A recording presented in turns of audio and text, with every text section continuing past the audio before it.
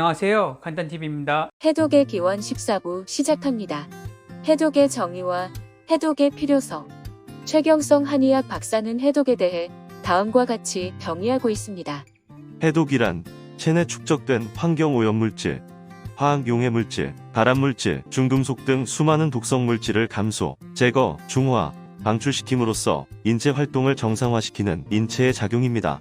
인체의 모든 장기가 이 정상화 작용에 참여하고 있으나 특히 간, 신장, 대장, 폐, 림프선, 피부 등은 더 적극적인 기능을 합니다.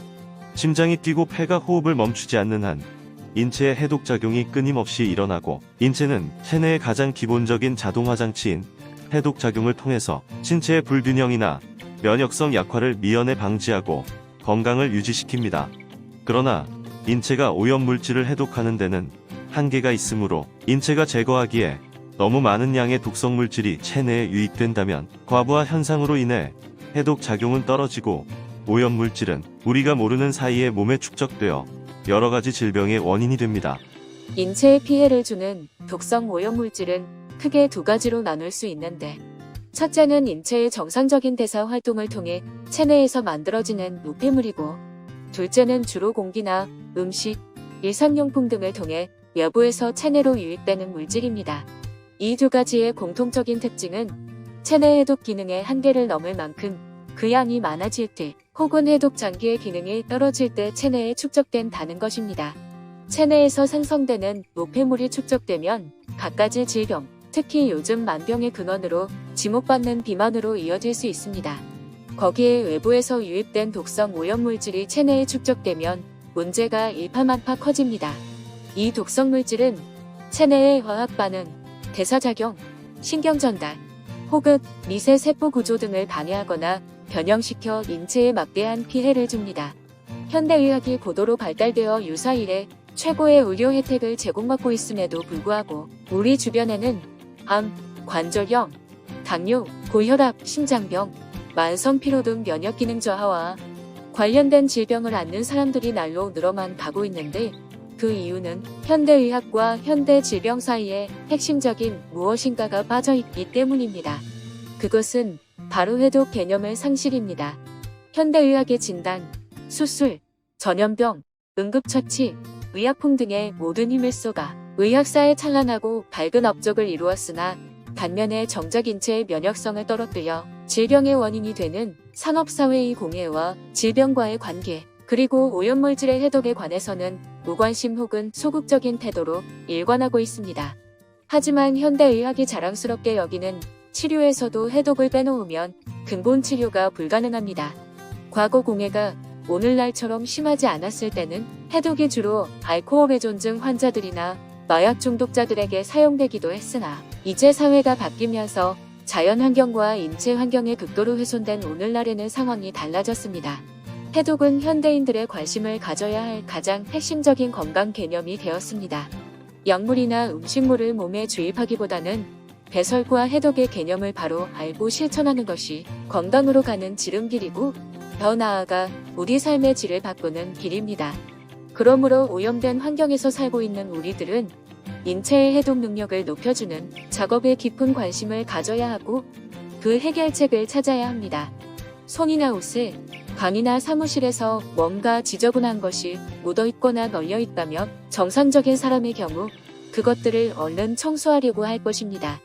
이처럼 우리는 눈에 보이는 것에 대해서는 민감한 반응을 보이지만 눈에 보이지 않는 것에 대해서는 조금 다릅니다.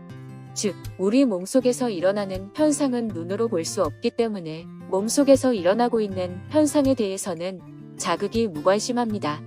그러나 곰곰이 생각해보면 우리 몸은 사람이 만든 어떤 기계보다 정밀하고 놀랍도록 치밀한 생명체입니다. 숨 쉬는 것, 먹는 것, 배설하는 것, 운동하는 것 등 삶의 모든 활동이 수십억 개의 세포의 조직, 기관과 장기 등의 유기체적인 협력으로 이루어지는데, 눈에 보이지 않기 때문에 무시되는 작은 이물질 하나가 세포들을 고장나게 합니다. 그 결과 우리의 건강을 해칠 수도 있으므로 건강하기를 원하는 사람들은 해독에 관한 문제를 대수롭지 않게 여겨서는 안 됩니다. 특히 다음 사항에 자신이 해당된다면 반드시 해독을 해줌으로써 건강을 보살펴야 합니다. 현재 암, 당뇨, 고혈압이나 기타 질병을 앓고 있다. 관절염이나 통풍이 있다. 눈에 띄게 머리숱이 줄어든다. 몸 어느 부위에 통증이 있다. 손톱과 머리카락이 잘 부서진다. 원인 모르게 자주 짜증이 난다. 불임이다. 별 치료를 다 해도 병이 낫지 않는다. 항상 피곤하고 앉으면 졸음이 온다. 피로가 자주 오고 몸의 유연성이 많이 떨어졌다. 아토피, 건선, 성인 여드름이 생긴다. 축농증이나 비염이 있다. 약을 상당히 많이 복용한 경험이 있다. 피부가 갈수록 지저분해지고 거칠어진다. 특히 향기나 악취 같은 냄새에 예민하다. 허리 통증이 있거나 관절이 시큰거린다. 음식을 편식하거나 폭식하는 경향이 있다. 원인 모를 두통, 편두통이 있다. 장기침이나 천식 같은 만성 호흡기 질환이 있다. 눈이 침침해지고 피곤하면 시력이 떨어진다. 목에 가래가 끼며 잘 삼키고 나 뱉어지지 않는다. 술을 자주 마신다. 담배를 피운다. 허리와 둔부가 커지고 체중이 지속적으로는 늘어난다. 소변이 누렇고 진하다. 감기나 대변 냄새가 역하다. 과거에 비해 화를 자주 내거나 분노의 감정이 오래간다. 몸에서 비정상적인 채취가 난다.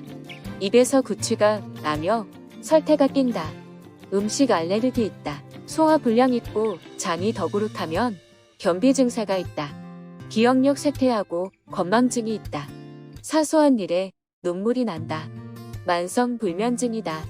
불안, 초조하다. 해독요법은 우리 몸 안의 독소를 약물이나 수술을 통하지 않고 자연요법으로 제거하여 건강을 도모하는 방법입니다. 해독요법은 치료 과정에서도 반드시 필요하지만 치료에 앞서 병의 원인을 제거함으로써 병을 예방하는 데 큰 가치와 의미가 있는 건강법이므로 위 사항 중에서 하나라도 해당된다면 반드시 해독에 신경 써야 합니다. 그렇지 않으면 더 큰 질병으로 고생할 수도 있기 때문입니다. 먹이사슬의 상위 단계에 오를수록 오염물질의 농축 현상은 심각해집니다. 일례로 다이옥신의 농축 현상은 작은 물고기보다 큰 물고기들에게 더 심하게 나타나고 육류와 우유, 알류 등에 더 심합니다. 이 때문에 인류는 오염물질들이 최고로 농축된 음식을 먹고 있다고 할 수 있습니다. 따라서 현대인의 건강은 얼마만큼의 화학물질을 허용하고 얼마만큼의 화학물질을 해독할 수 있느냐 하는 문제와 관련되어 있다고 할 수 있습니다. 물질 문명이 발달하면 할수록 더 많은 화학물질들을 쏟아내고 있습니다.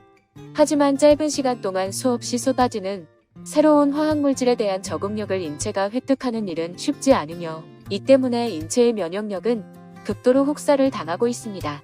그것은 곧 생명의 위험으로 나타나며 온갖 질병과 생식기능의 저하로 세대의 단절을 일으키고 있습니다. 해독의 기원 14부가 끝났습니다.